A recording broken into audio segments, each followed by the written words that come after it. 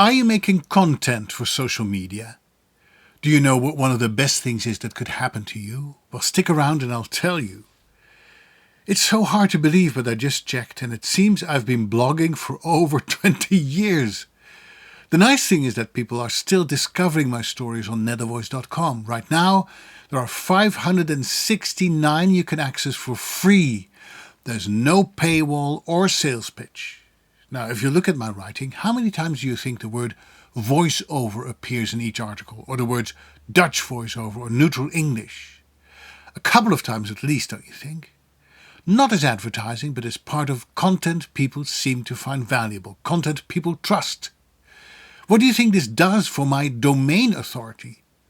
The domain authority of a website describes its relevance for a specific subject, area, or industry. It predicts how likely a website is to rank well in search engines. I don't keep track of my authority on a daily basis, but I've been told by SEO specialist Joe Davis, he's the guy behind Voice Actor websites, that I have one of the highest numbers in the business. That's why clients find me instead of me having to find them. But that's just one side effect of having a long-running blog. The other benefit is, and to me this is actually more important, that I have a voice in my community.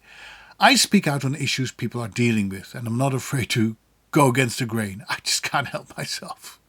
The one downside to blogging is that it can easily become a monologue, me talking to you, or what some see as pontificating. But here's one of the best things that can happen. A monologue turns into a dialogue.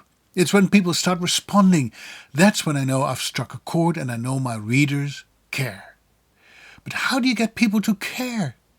The cheapest way is to propagate extreme views, to make people angry, fearful, or upset.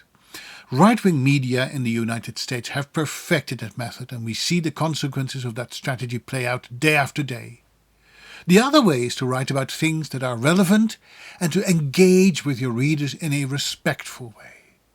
And together, you and I can come up with some answers, some solutions that are practical and actionable.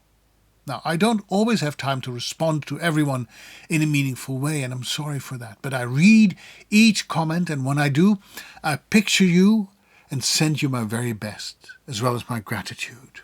I appreciate our connection so much. It means the world to me.